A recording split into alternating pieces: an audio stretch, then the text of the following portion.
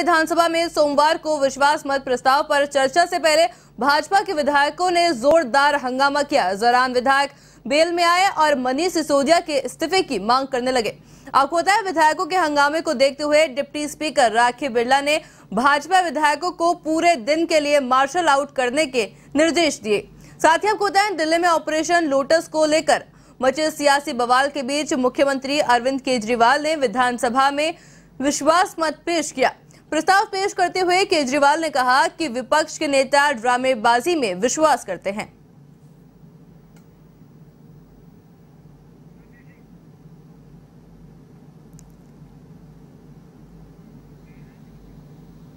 इस खबर पर अधिक जानकारी के लिए हमारे साथ हमारी संवाददाता ज्योति सिंह फोन लाइन पर जुड़ चुकी है। जी ज्योति, हम देख रहे हैं कि एक और सियासी घमासान देखा जा सकता है, क्या कुछ अपडेट है?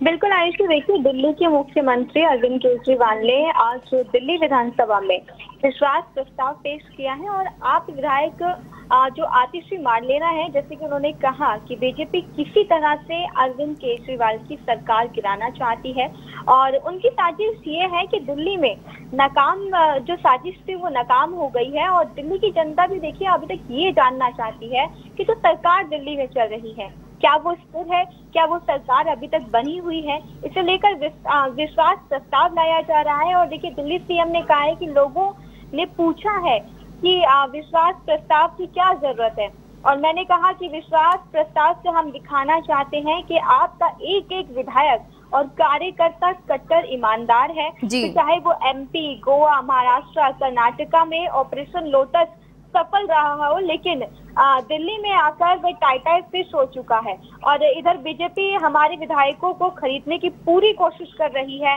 विश्वास प्रस्ताव से हम साबित करेंगे कि हमारा एक भी विधायक बिका नहीं है। और वहीं देखिए, अगर हम आज विधानसभा की बात करें तो विश्वास मत प्रस्ताव पर चर्चा से पहले भाजपा के जो विधायक हैं उन्होंने जोरदार हंगामा किया। इस दौरान विधायक बेल में आ गए और मनीष सिसोदिया के इस्तीफे की मांग करने लगे। विधायकों के हंगामों को देखते हुए देखिए डिप्टी स्पीकर राखी बिरला ने भाजपा विधायकों को पूरे दिन के लिए मार्शल आउट करने का निर्देश दे दिया है और प्रस्ताव पेश करते हुए केजरीवाल ने देखिए जैसे कि कहा कि विपक्ष के नेता लगातार ड्रामेबाजी में विश्वास करते आए हैं और विश्वास मत पर चर्चा के बाद वोटिंग भी होगी। और इससे पहले फिर अगर हम बात करें देखिए शुक्रवार की, तो जो भाजपा के विधायक है उन्होंने जिस तरीके से हंगामा किया उनको उस दिन भी मार्शल आउट कर दिया गया था और जिसके बाद शनिवार को बीजेपी के जो विधायक थे और जो उनके रामवीर जो विधूड़ी है उन्होंने एक मॉक विधानसभा सत्र बुलाया और उसमें अपनी आवाज रखी और वो आवाज जो है वो जनता तक पहुंचाने की कोशिश की। और वहीं देखिए बीजेपी भी लगातार आरोप लगाती हुई दिखाई दे रही है कि विधानसभा में जो सत्ता पक्ष है वो लगातार विपक्ष के विधायकों को बोलने नहीं दे रही है। अगर बोलने की कोशिश की जाती है तो उन्हें मार्शल आउट कर दिया जाता है। सिर्फ केजरीवाल सरकार अपने सत्ता पक्ष विधायकों को बोलने का मौका देती है और हमारी आवाज को दबाया जा रहा है। आयुष जी ज्योति के साथ ही में देखा जा सकता है कि आरोप प्रत्यारोप का दौर लगातार जारी है, टिप्पणियां की जा रही है एक दूसरे के ऊपर, मनीष सिसोदिया के निकालने की बात की जा रही है। क्या लगता है ये जो सियासी खेल है आगे क्या कुछ रुक लेगा?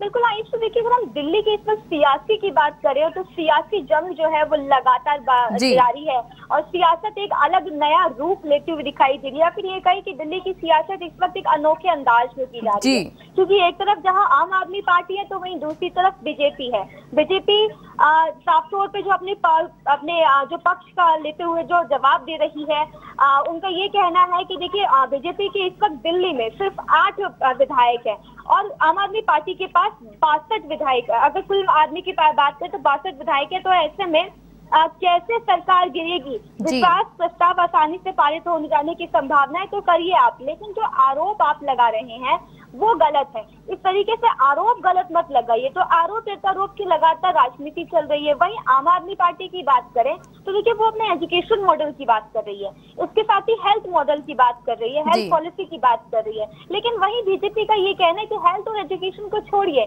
हम आपकी लिकर पॉलिसी की बात कर रहे हैं जिसमें आपने भर भर के करप्शन किया हुआ है और वो जो करप्शन किया है वो सामने आना चाहिए। आप कह रहे हैं कि ईडी सीबीआई का गलत जो है फायदा उठा रही है बीजेपी। लेकिन आप विधानसभा के अंदर क्या कर रहे हैं? विधानसभा के अंदर आप बीजेपी के विधायकों को बोलने नहीं दे रहे हैं।